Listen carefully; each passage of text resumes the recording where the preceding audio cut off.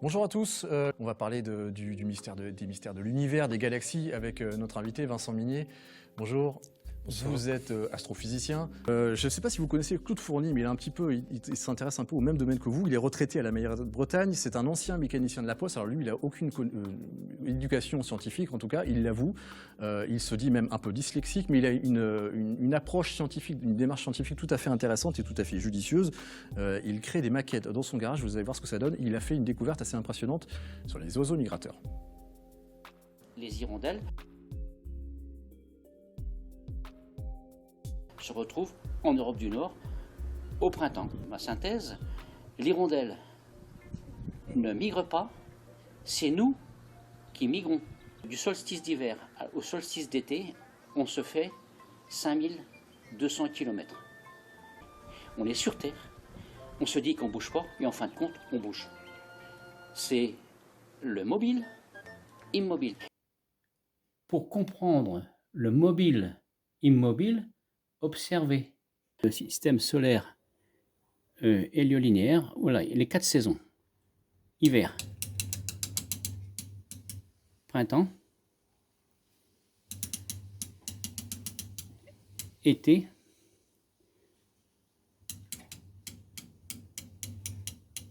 automne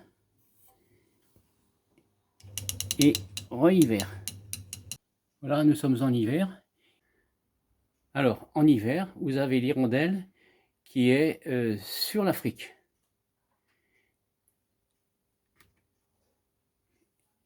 Ça, c'est la mémoire physique. Et la mémoire métaphysique, c'est ça. Voilà. Vous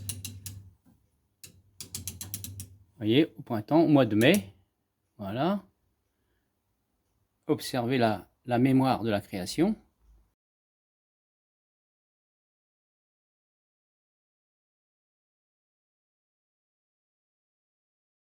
L'hirondelle terrestre est sur l'Afrique, en dessous de l'équateur,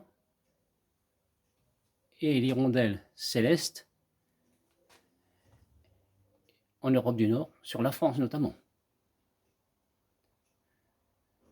Et il y a 5200 km entre l'hirondelle céleste et l'hirondelle terrestre, tout en faisant qu'une sur l'axe du temps.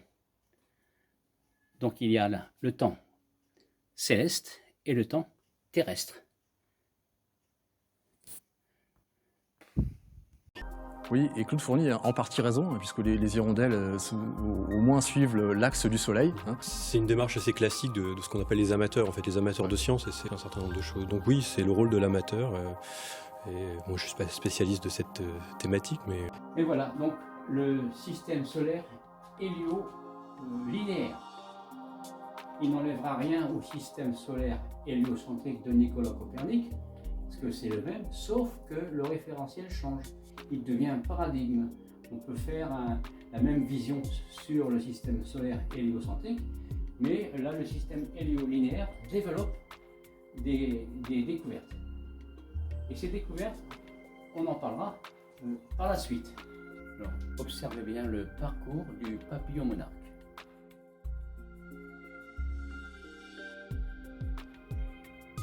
Son point de départ, c'est l'étoile bleue dans le sud du Mexique, dans l'état du Michoacán, vers le Canada. Il va vers le Canada.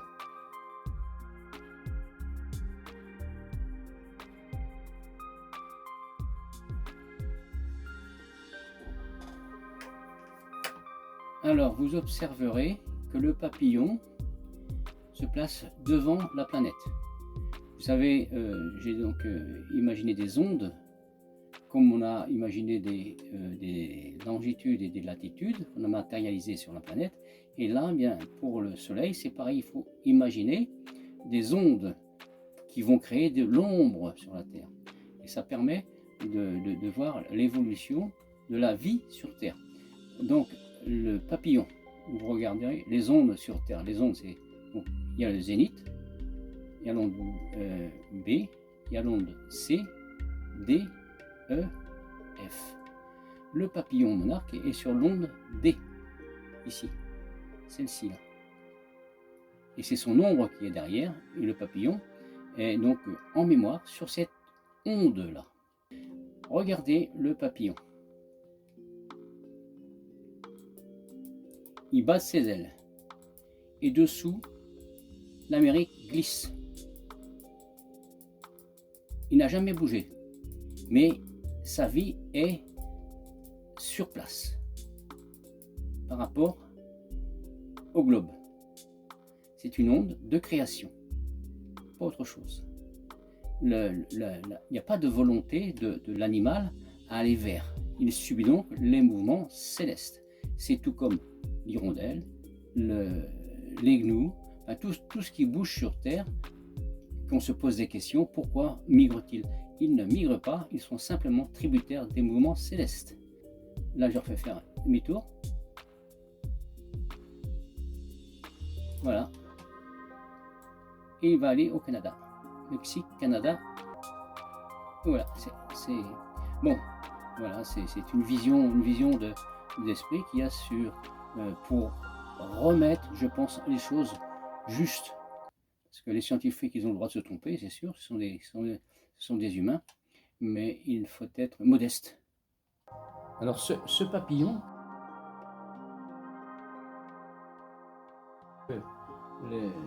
les scientifiques ont dit qu'il était doté d'un pouvoir surnaturel pour se retrouver au Québec 2 mois après.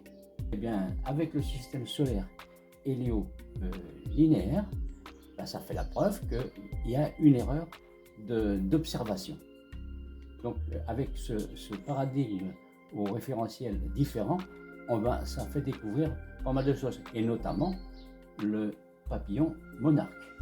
Et il n'y aura pas que le papillon monarque, parce qu'il y aura aussi les gnous de l'Afrique de l'Est, et il y a aussi donc, les hirondelles, les volatiles, comme l'hirondelle, qui migrent, et à la fin de compte, ils ne migrent pas.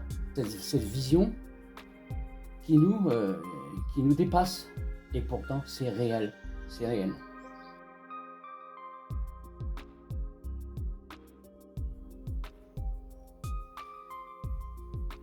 Alors voilà, on est sur les gnous. Les gnous, vous voyez le gnou.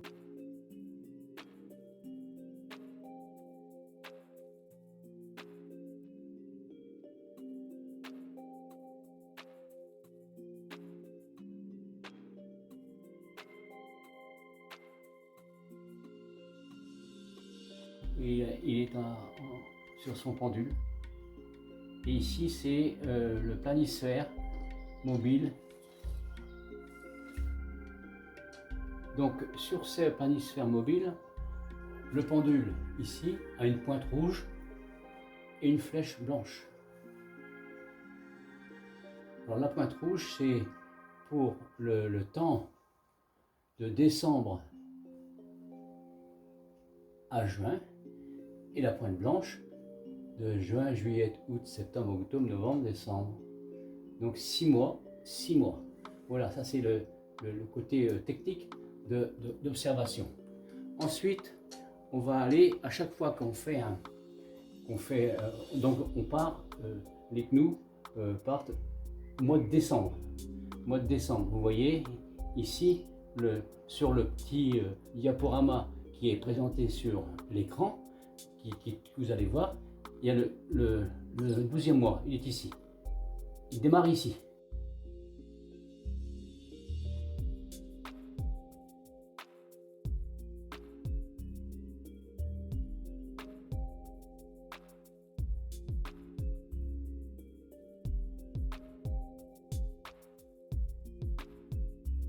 Janvier, premier mois, ici. Février, mars, avril, mai, juin. Et maintenant, c'est la flèche blanche qui va compter pour repartir. Alors, le 7. Alors, 7. Ici, 8. Ici, août, 7 juillet, août, septembre, octobre, novembre et descendent de nouveau. Vous voyez, les gnous, ils ont fait leur parcours ovoïde entre le Kenya, la Tanzanie, le lac Victoria et l'océan Indien. Vous voyez, et c'est ici. C'est ici que ça se passe. Kenya, Tanzanie, lac Victoria et océan Indien. C'est ici que ça se passe. Vous voyez, je vais enlever une petite pointe c'est sous la punaise. Bon, vous constaterez que ça et ça, c'est l'Afrique. Vous voyez, ça c'est le côté est de l'Afrique, et c'est là que le mystère se pose. Vous voyez, donc les gnous ne migrent pas pour des histoires d'herbes vertes. Bon, c'est simplement un tracé obligé par la mémoire de la création, c'est tout, pas autre chose. Et il faudra bien accepter cette vision-là.